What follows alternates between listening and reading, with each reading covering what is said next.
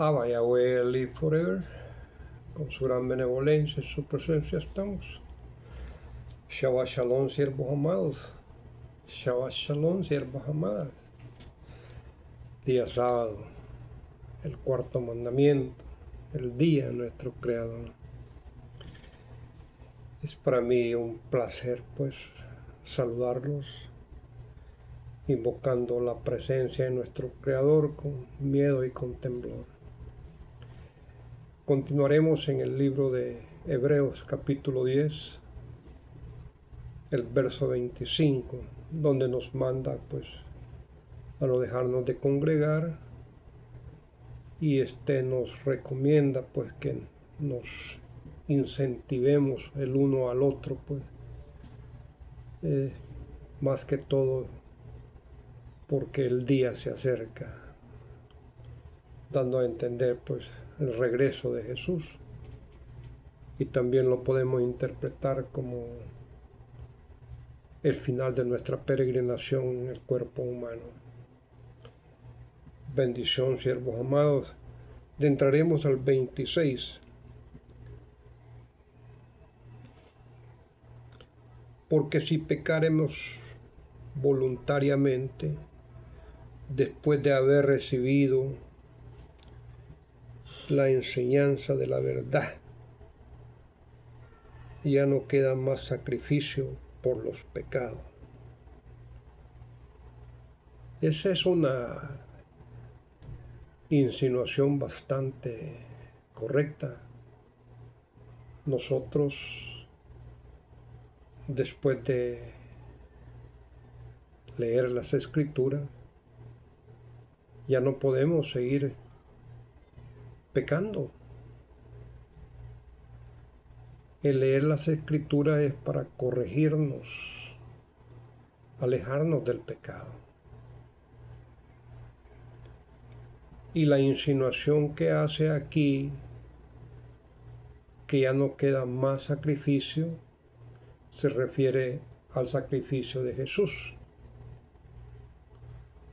Pero esa insinuación es prácticamente de la Iglesia Católica para el cristianismo.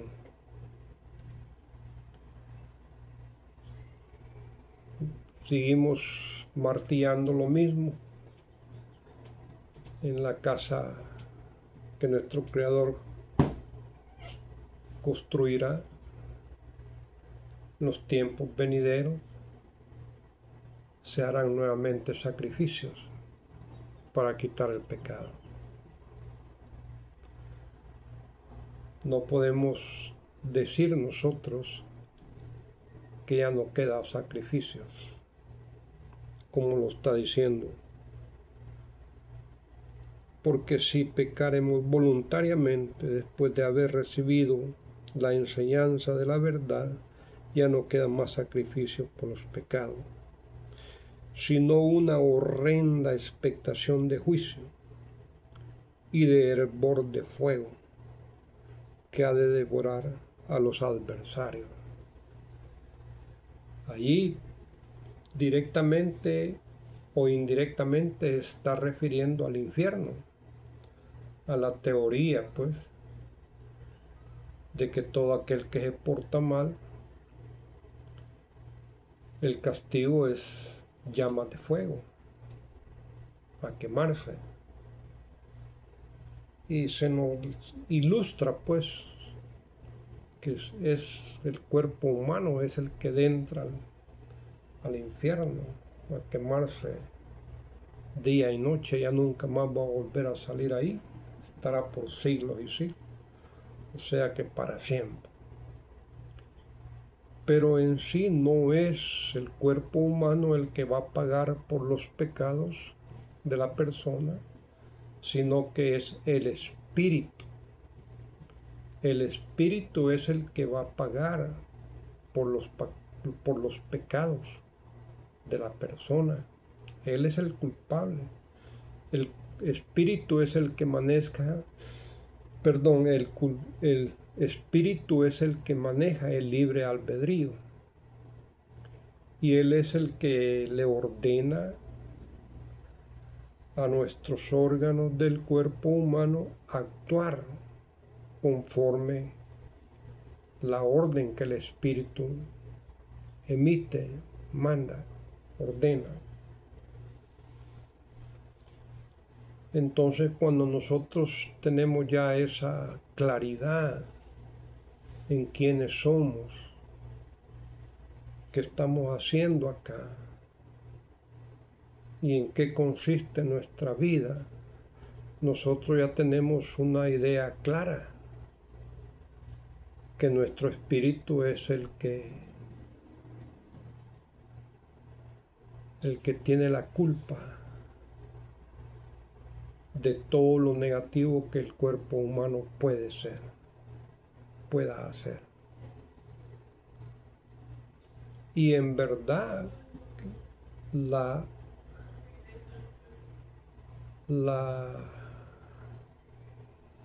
llamémosle el castigo o la penitencia, como le llaman el catolicismo, el castigo es prisión de oscuridad, de tinieblas, de soledad. El espíritu no vuela, no se va, como dice Moisés. Porque los tiempos prontos pasan y volamos en el Salmo 90. Vuela el que está purificado, el que está limpio, la que está limpia.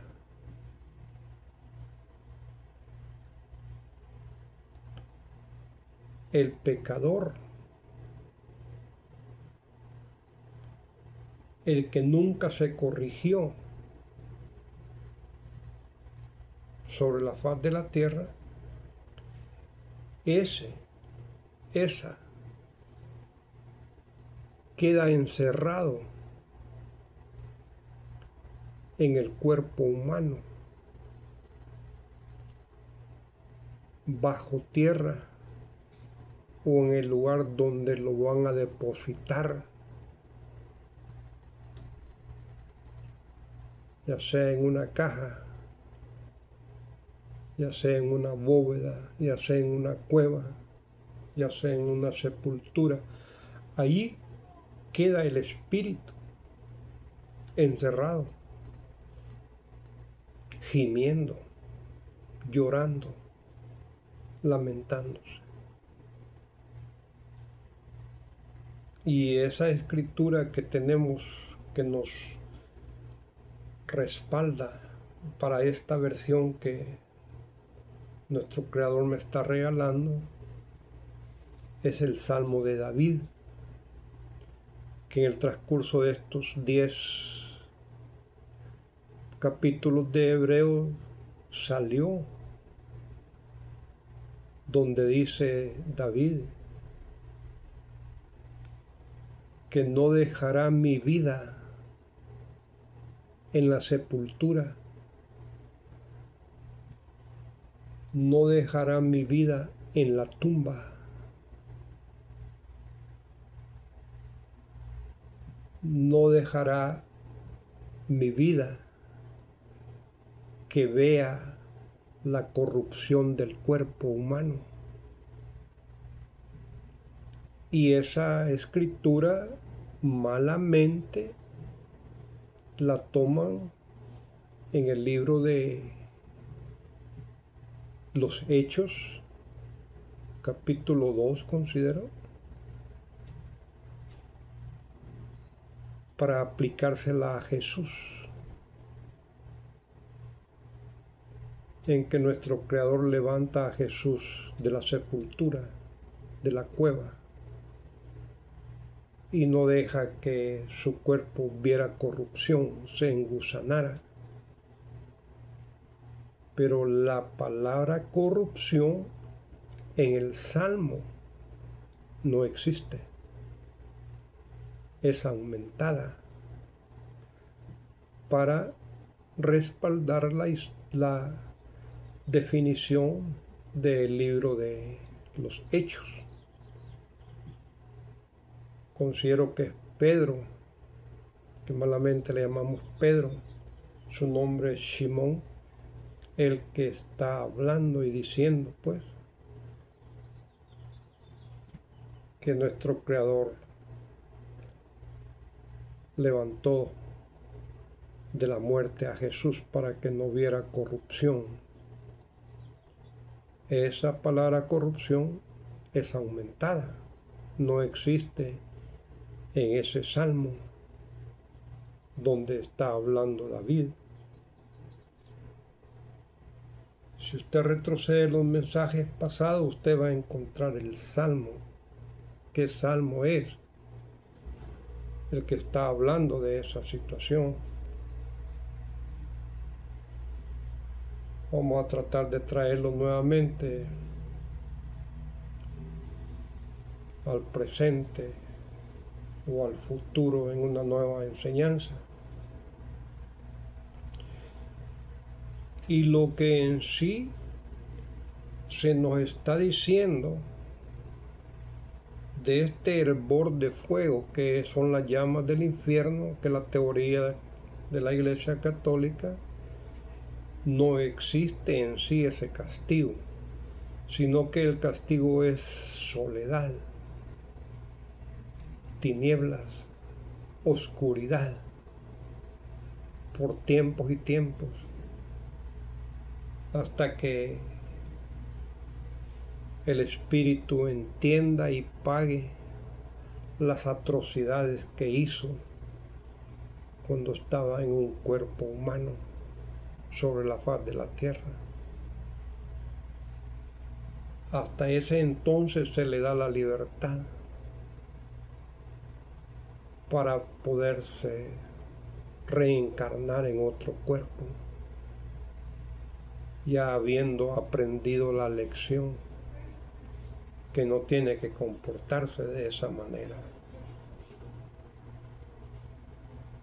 Llegaría a pecar nuevamente, claro, pero no de la manera que se comportó como bestia en la vida pasada que entregó.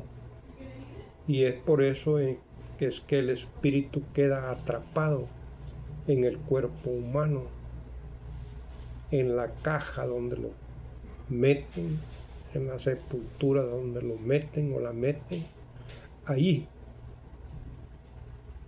queda el castigo de esta criatura.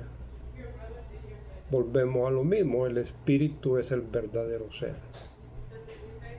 La carne ahí prácticamente se convierte en polvo. Pero el espíritu está presenciando cómo es el proceso de los gusanos, que el cuerpo empieza a engusanarse. Es como cuando nosotros andábamos en la locura de la marihuana, decíamos pálida, es una pálida. Es una experiencia pues que nos hace sentir mal, ¿entiende? Entonces, y el espíritu viendo los gusanos saliendo del cuerpo, algo que fue de él, no lo supo apreciar, sino que él prácticamente en el pecado lo destruyó, pues. Y ese cuerpo se engusana, y todo ese proceso, el espíritu es un espectador. Según las culpas, los pecados de este infeliz o de esta infeliz, así es el tiempo que va a pasar en esa prisión de oscuridad, de soledad, de tinieblas,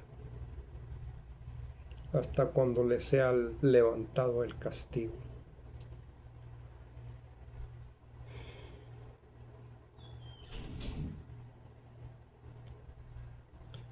Ya no queda más sacrificio por los pecados, pues en sí es lo que se nos dice, pues, en este libro de Hebreos, ¿verdad? Que el sacrificio de Jesús es una vez para siempre, para quitar los pecados. Pero entrando a la enseñanza de nuestro Creador en el Antiguo Testamento, nos da a entender que los sacrificios de los animales continuarán para quitar los pecados.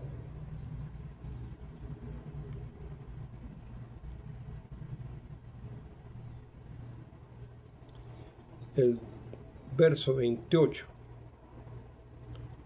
El que viola la ley de Moisés por el testimonio de 2 o 3 testigos muere.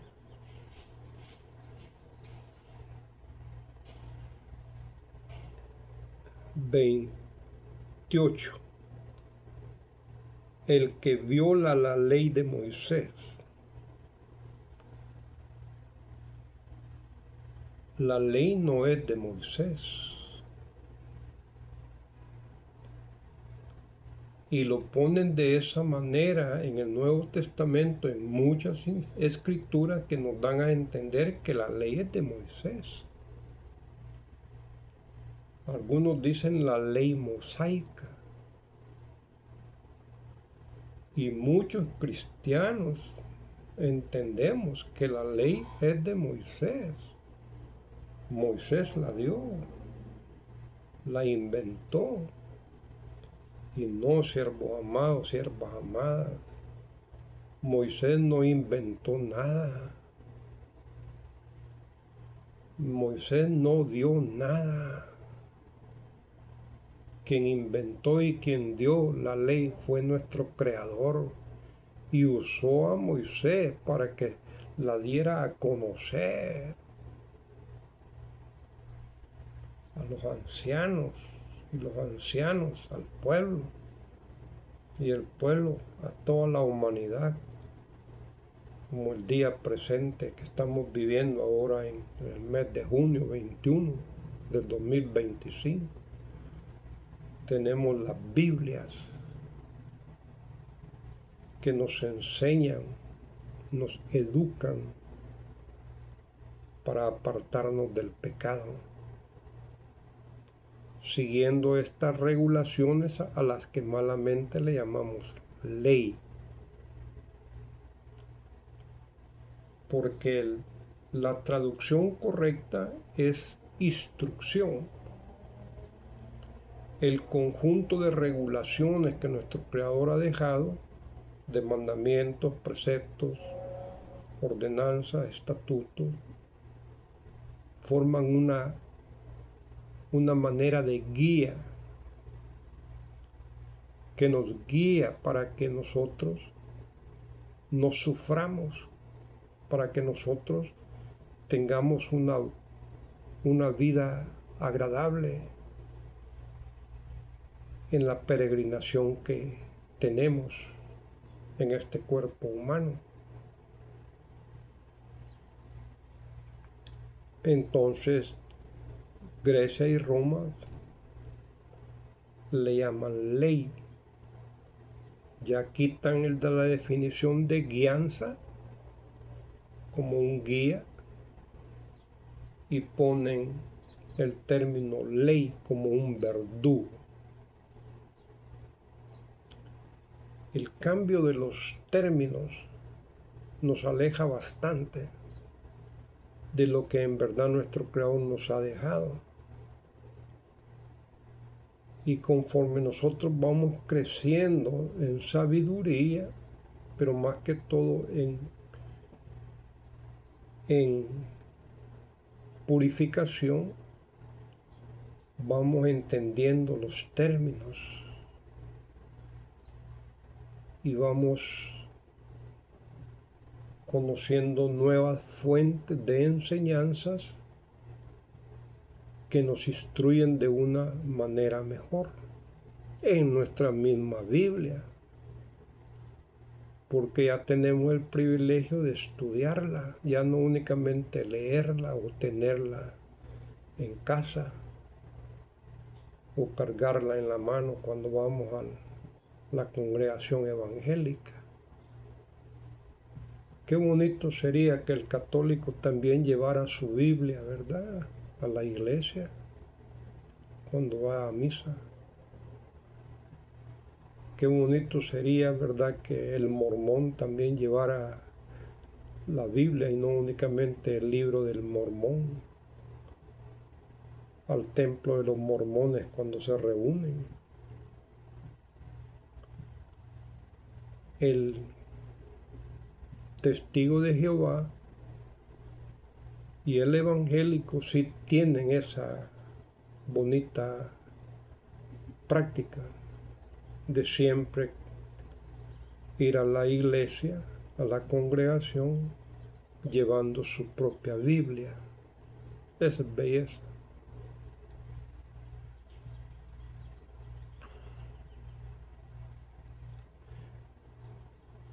El que viola la ley de Moisés, Moisés no fue el dueño de la ley. Por la declaración de 2 o 3 testigos, muere. Hay casos específicos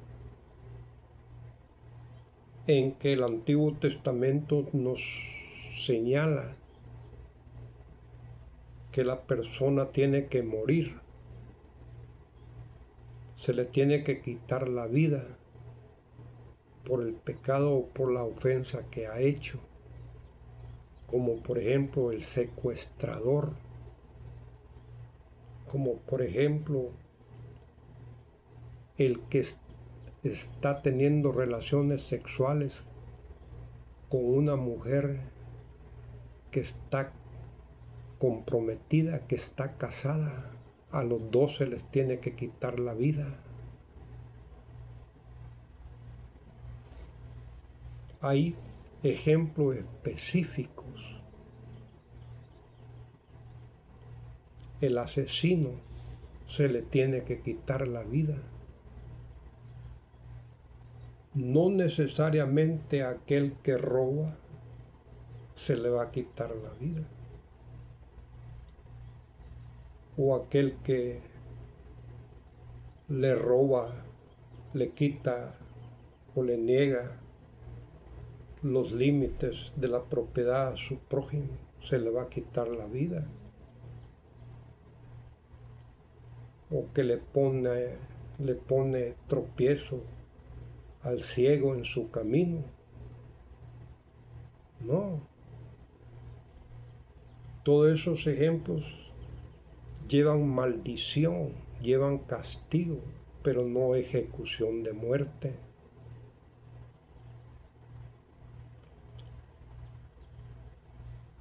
Cuando alguien insinúa de ir a adorar a otro Dios, llamémosle en esos términos, de ir a adorar a los dioses de las naciones que estaban alrededor de Canaán, esas criaturas inmediatamente, dice la palabra, lo tenían que matar, la tenían que matar. En el libro de Éxodos, capítulo 14.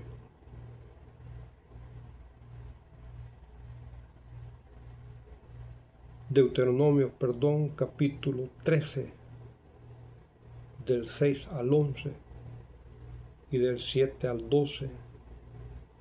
Matarás a aquel que os invitare a adorar a Dios ajeno, que no sea nuestro Creador. Y lo matarás inmediatamente. Y ahí es donde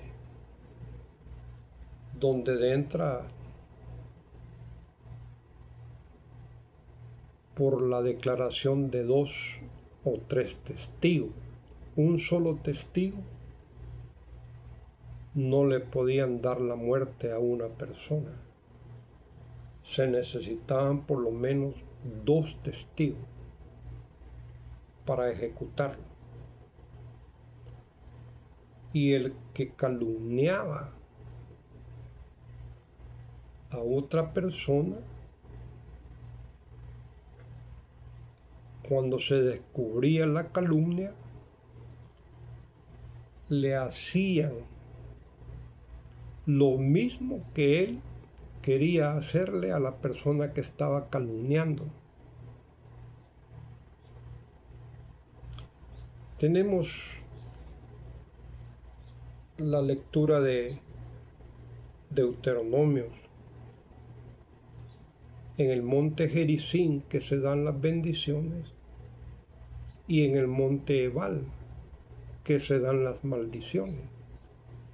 Ahí no habla de muerte, pero sí habla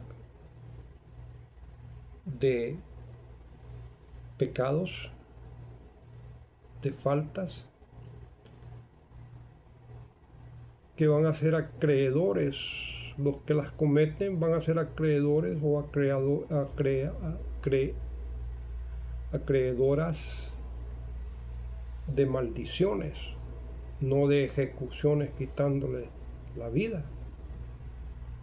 Por ejemplo, dice: todo aquel que hiciera una imagen artífice de hombre y la pusiera en un lugar oculto para adorarla,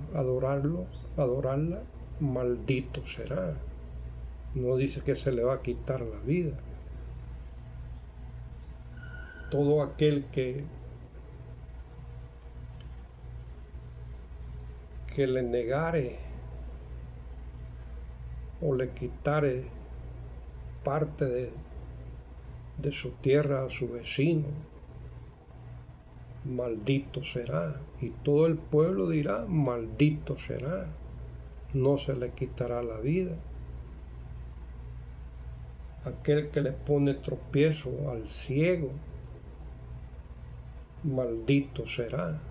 No se le quitará la vida. Aquel que tuviere relaciones sexuales con una bestia, maldito será. No se le quitará la vida. Aquel que tuviese relaciones con la mujer de su padre, maldito será. No se le quitará la vida. Aquel que tiene relaciones sexuales con su hermana, hija de su padre o hija de su madre, maldito será. No, así no se le quitará la vida. Hay diferencia. Y lo que nos está dando a entender aquí el libro de Hebreos capítulo 10, que por cualquier pecado, pues, por cualquier falta, con la declaración de 3 o 2 testigos se le quitará la vida, como dice la ley de Moisés. No, no es así. Hay regulaciones. Y ya no quedará más sacrificio para quitar los pecados. El sacrificio de Jesús. Pero el libro de Ezequiel, repito nuevamente, nos está diciendo que van a haber sacrificios nuevamente para quitar el pecado.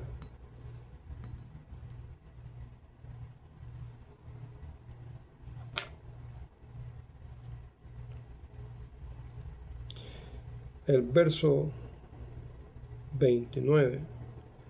Cuanto mayor castigo pensáis que merecerá el que pisoteare al Hijo de Dios y tuviere por inmunda la sangre del pacto en la cual fue sacrificado, e hiciere afrenta al Espíritu de gracias. No es en sí, siervos amados, siervas amadas, que nosotros cuando estamos pecando, estamos pisoteando la sangre de Jesús, porque Jesús nunca entregó su sangre para quitarnos los pecados. Nuestro Creador, al que malamente le llamamos Dios, no mandó a ejecutar a Jesús para que por medio de su sangre nos quitara sus pecados, nos quitara nuestros pecados. Esa es una definición que están sacando con respecto a lo que ellos nos han dado.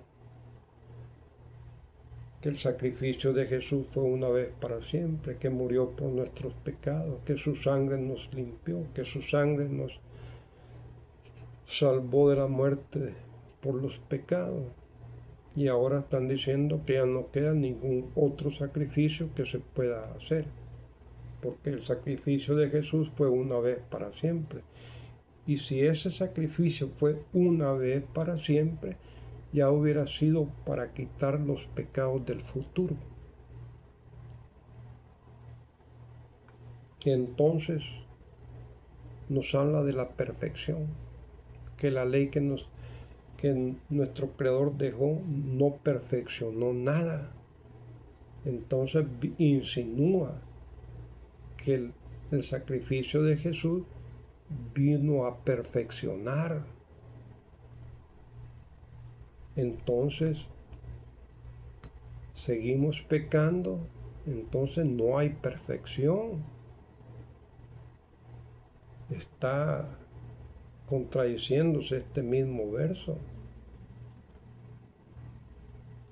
¿Cuánto mayor castigo pensáis que merecerá el que pisoteara al Hijo de Dios y tuviera por inmunda la sangre del pacto en la cual fue santificado, e hiciese afrenta al Espíritu de gracia? Si hubiera perfección, eso no existiría, lo que está diciendo este verso 29. O sea que son contradicciones en el mismo capítulo, en el mismo libro, en el mismo nuevo pacto. Y cuando ya ponemos el Nuevo Testamento aquí y el Antiguo Testamento aquí, nos damos cuenta, pues, de que el Nuevo Testamento está quitando gran parte del Antiguo Testamento, está quitando el nombre de nuestro Creador, está quitando los pactos de nuestro Creador, está quitando la ley de nuestro Creador, está quitando las fiestas de nuestro Creador.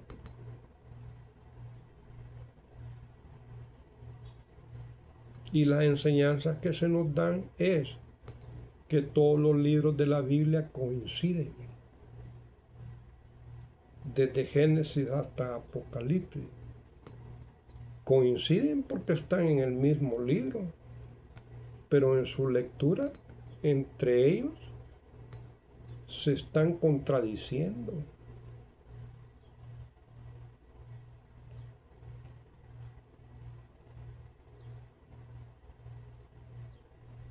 La raíz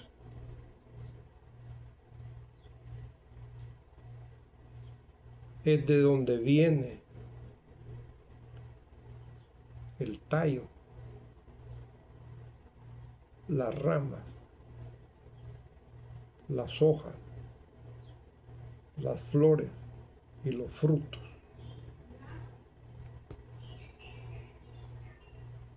No podemos acusar la raíz. La raíz es la primera.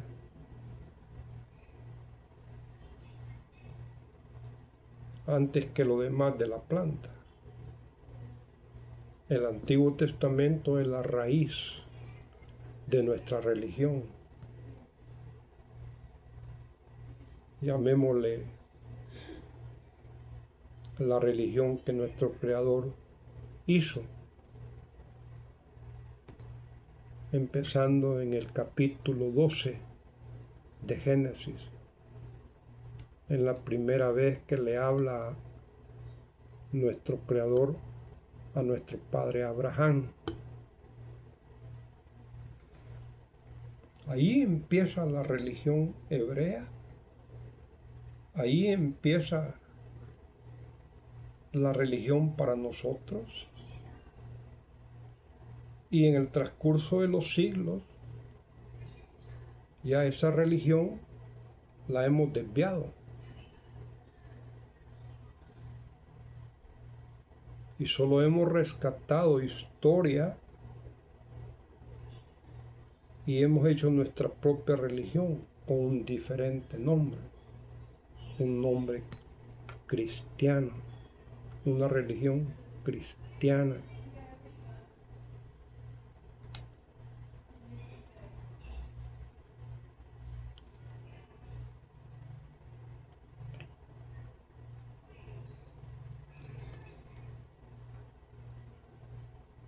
Y esta religión cristiana prácticamente nos desvía de lo que nuestro Creador nos ha dado.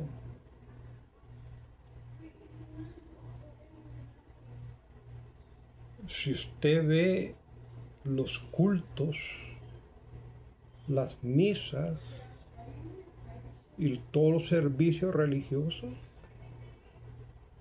prácticamente Jesús es el personaje principal en la adoración. El Padre Dios es relegado a un segundo plano. No entendiendo las mismas declaraciones de Jesús, que dice: lo que yo hago no lo hago yo, sino que es mi Padre que está dentro de mí. Nadie viene a mí si nuestro Creador no lo trae.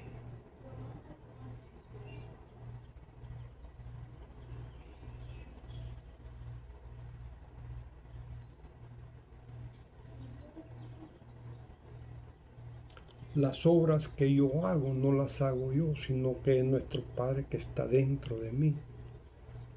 Nadie viene a mí si nuestro Creador no lo trae.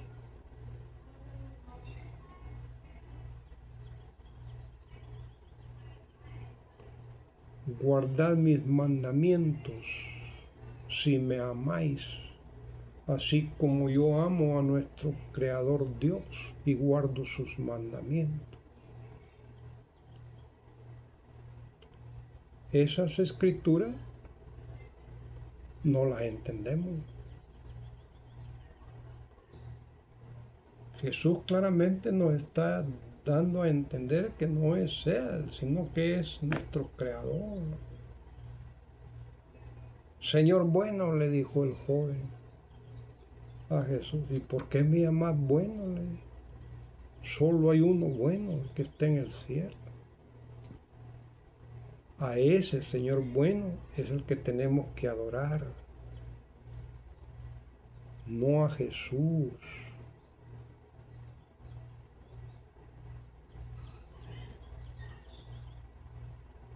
A ese Señor bueno es el que tenemos que adorar,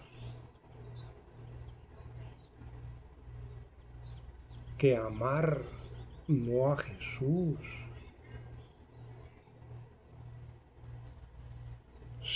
Si de verdad amamos a Jesús, guardemos sus mandamientos, los mandamientos que nos ha dejado en el Nuevo Testamento, que lastimosamente los han cambiado. Ya hablando de la Biblia católica, vemos el cuarto mandamiento que está cambiado. guardar las fiestas, dice. Y en las escrituras regulares, hebreas y evangélicas, ya se refiere al día sábado, al día séptimo, a que no hagamos ningún trabajo.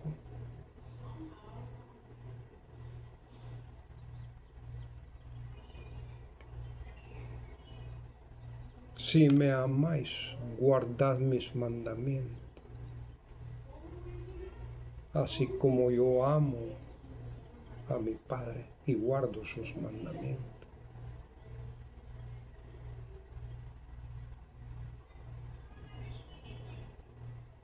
Entonces nosotros prácticamente nos dan a entender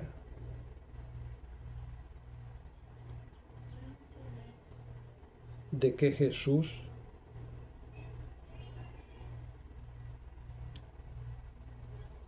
es el que lleva el honor, la gloria, lo que malamente le llamamos, y no el Padre. Lo vemos en los cultos, en las misas. Bueno, y anteriormente, retrocédale unos 50 años atrás. Si usted tuvo privilegio de ir a misa, la enseñanza de la misa era más que todo en veneración a María, Jesús y el Padre relegados a un segundo plano.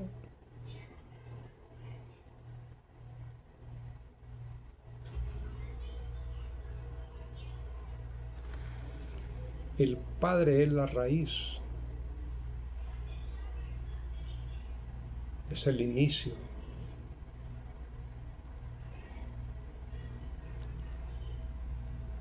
Él es el origen de la creación y todo viene de Él.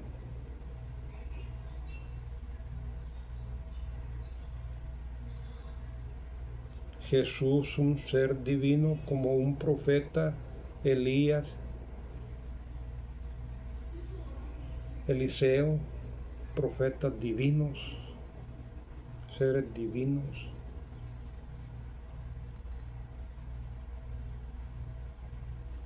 Que trajeron un mensaje, Mesías, como los sacerdotes, los profetas, los reyes, trajeron un mensaje, vinieron a ejecutar el mensaje de nuestro Creador sobre la faz de la tierra, Mesías.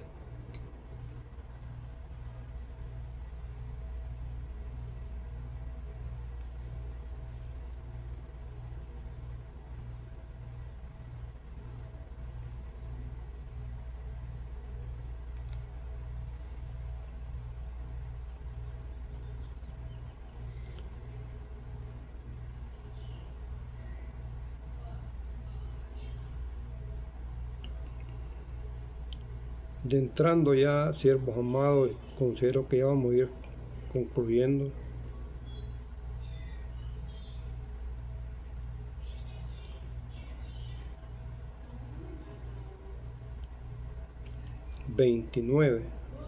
Verso 29 del capítulo 10 de Hebreos.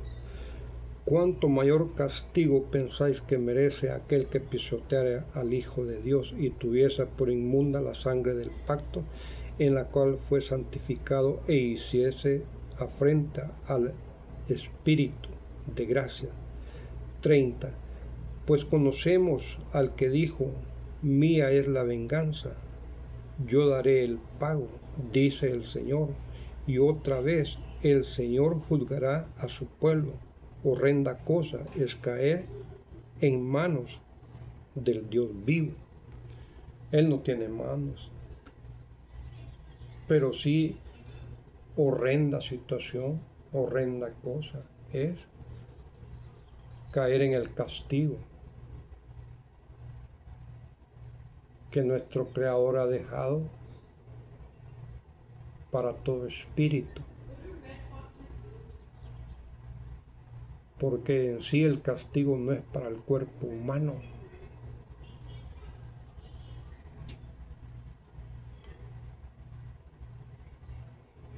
El cuerpo humano es lo visible, pero la enfermedad a quien hace sufrir es al espíritu. La enfermedad se acaba al cuerpo humano, pero el dolor y todo lo que implica la enfermedad la sufre el espíritu.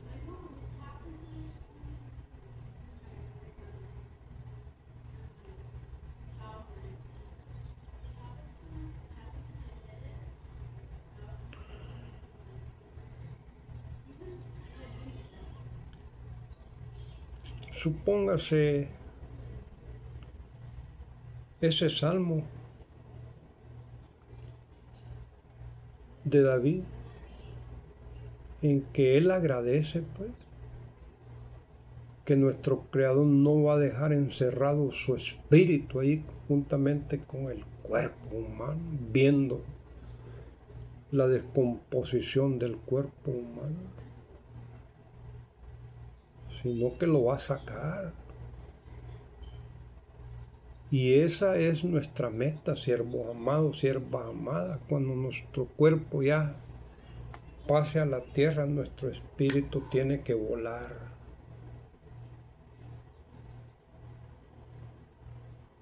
A entregar cuenta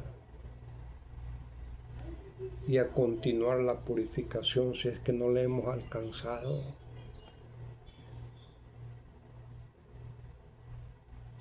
No quedaremos presos ahí en ese cuerpo humano, en la caja mortuoria, bajo tierra, que únicamente los alaridos, las quejas,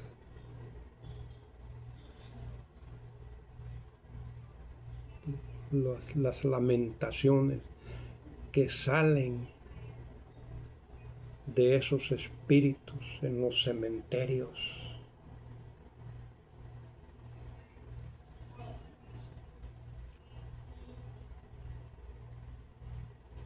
Oremos por los malos en especial. Como dice aquí la palabra, horrenda cosa es caer en la presencia de un Creador vivo. Horrenda cosa es caer en el castigo de nuestro Creador.